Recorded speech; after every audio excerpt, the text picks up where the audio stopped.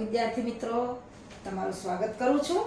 હું લઉં છું ધોરણ 10 ગણિત અને એની અંદર પ્રકરણ નંબર 3 દ્વિચલ સુરેખ સમીકરણ યુગ્મ. પ્રકરણ નંબર 3 દ્વિચલ સુરેખ સમીકરણ યુગ્મ. હવે આમાં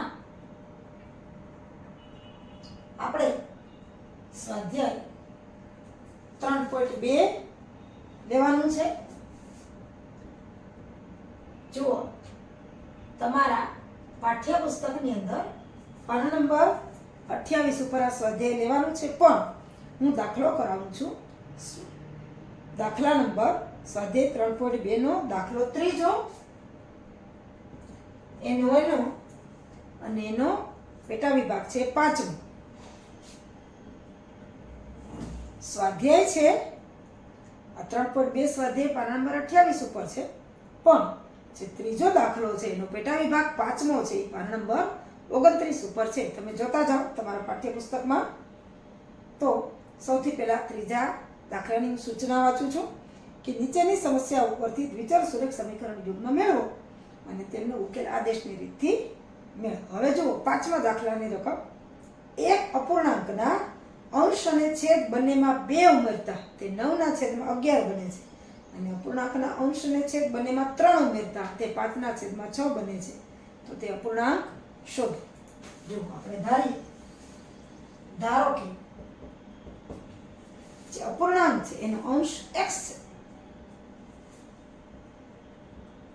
અપૂર્ણાંક નો અંશ x અને અપૂર્ણાંકનો છેદ છે y છે. તેથી બનતો અપૂર્ણાંક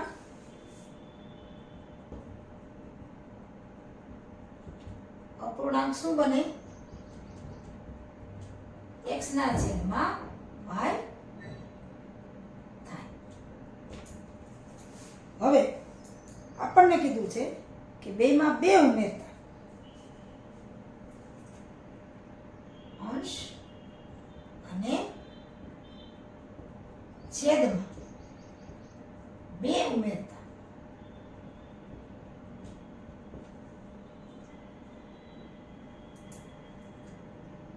x + 2 છેદમાં y + 2 થાય. અને ત્યાર પછી આપણને કીધું છે કે 2 ઉમેરતા 9 છેદમાં 11 બને અને 3 ઉમેરતા 5 છેદમાં 6 બને. ત્યાર પછી અંશ અને છેદમાં 3 ઉમેરતા શું બનશે? તો કે x + 3 અને y + 3 થાય.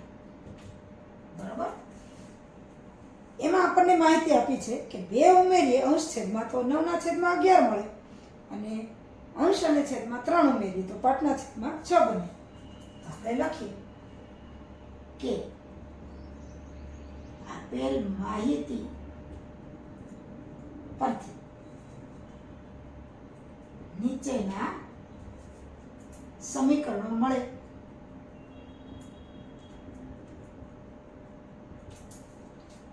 આપણને જે માહિતી આપી છે કે 2 ઉમેરીએ તો 9 છેદમાં 11. હવે જોઈએ, x + 2 y + 2 બરાબર 9 છેદમાં 11.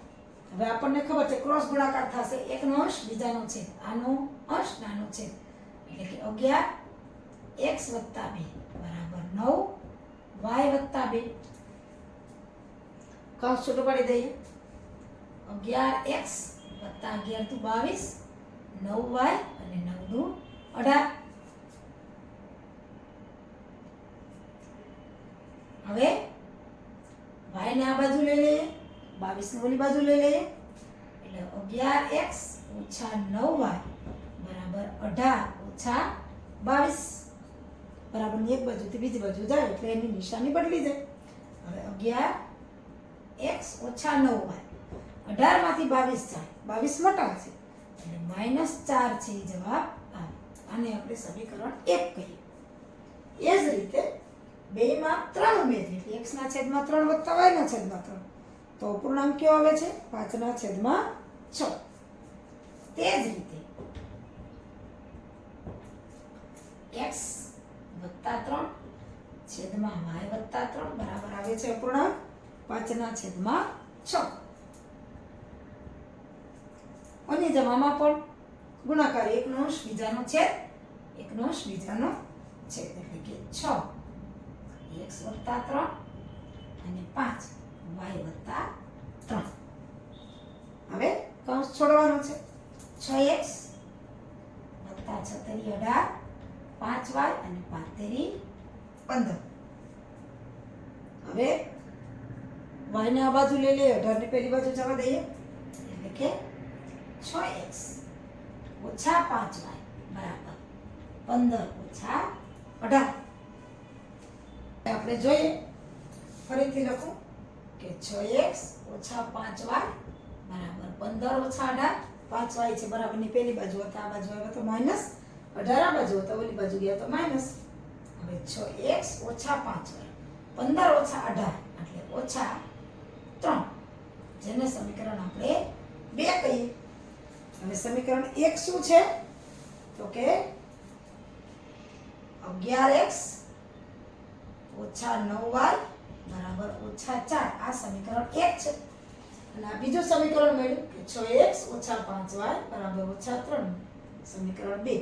હવે કોઈ પણ માંથી આપણે x ની કિંમત લઈ લઈએ તો ગમે એમાંથી કેવી રીતના કરાય. અહીંયા આપણે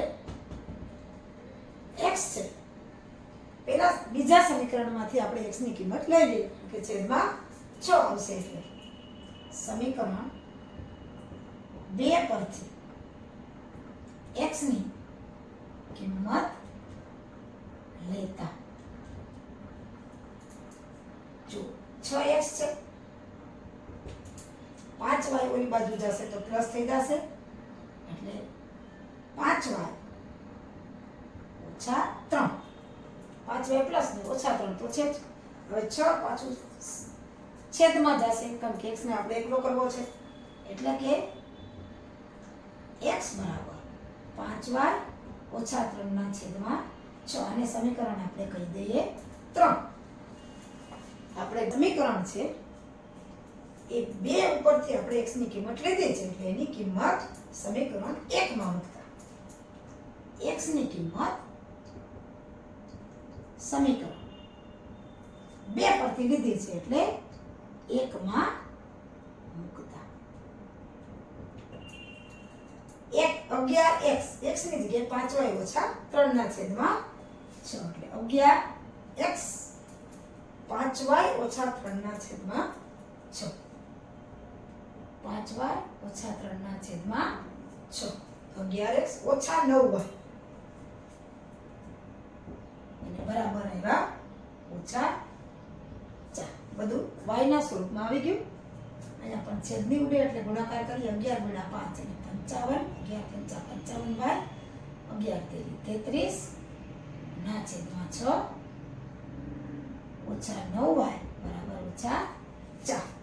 હવે લઘુત્તમ સાધારણ અવયવ 6 આને પણ ગુણશે અને આને પણ ગુણશે એટલે કે 55y ઓછા 33 ઓછા 9 6 54y અને 6 ચોક 24 બરાબરની નિશાની છે છેદમાં કે 6 નહીં આવે. હવે 55y ઓછા 54y એટલે y એક વખત y વધે ઓછા 33 ઓછા 24 33 ને સામે લઈ જાય એટલે આપણે y નું સૂત્રનો કરતા બનાવવાનું છે y બરાબર ઓછા 24 વત્તા 33. હવે y ઓછા 24 વત્તા 33 એટલે કે વત્તા 9 આવશે 33 માંથી 24 જાય એટલે વત્તા 9. હવે આ y ની કિંમત આપણે જે સમીકરણ છે 3 એની અંદર મૂકીએ. સમીકરણ 3 માં મૂકતા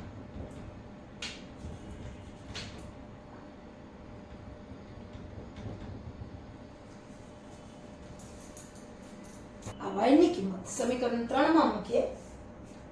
y બરાબર છે 9 અને સમીકરણ 3 છે કે x બરાબર 5y ઓછા 3/6 માં y બરાબર 9 લેતા, એટલે કે x બરાબર 5 9 ઓછા 3/6 એટલે કે 9 5 45 ઓછા 3/6 એટલે x બરાબર 45 માંથી 3 જાય તો 42 42/6 આપણને ખબર છે 6 × 7 = 42 એટલે x બરાબર 7 એટલે x બરાબર 7 અને y બરાબર 9 એટલે આપણે કહીએ કે માગેલ અપૂર્ણાંક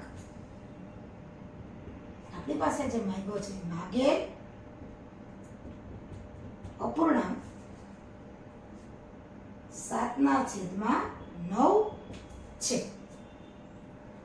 અંશ છે એ 7 છે, છેદ છે એ 9 છે. હવે ચકાસણી કરી લઈએ કે આપણો જવાબ સાચો છે કે ખોટો. આપણને કીધું કે અંશ અને છેદમાં 2 ઉમેરીએ તો 9/11 આવે છે, એટલે કે 7/9 માં અંશ છેદ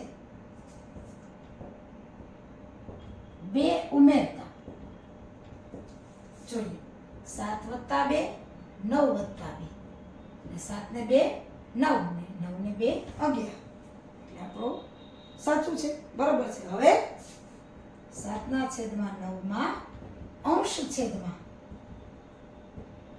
કેટલા ઉમેરીએ 3 ઉમેરતા શું થાય છે જો 7 અને 9 માં 3 ઉમેરીએ તો 7 + 3 9 + 3 એટલે 7 ને 3 10 9 ને 3 12 એટલે કે 5 × 2 અને 6 × 2 6 દુ 12 ને 5 દુ 10 2 નીકળી જાય એટલે 5/6 એટલે કે 7 + 3 9 + 3 બરાબર 5/6 આવે છે. આવી રીતના આપણે જે ચકાસણી કરીને જોયું કે આપણો જવાબ એટલે કે અંશ છે એ 7 અને છેદ છે એ 9 સાચો છે, એટલે કે આપણો જવાબ છે એ સાચો છે.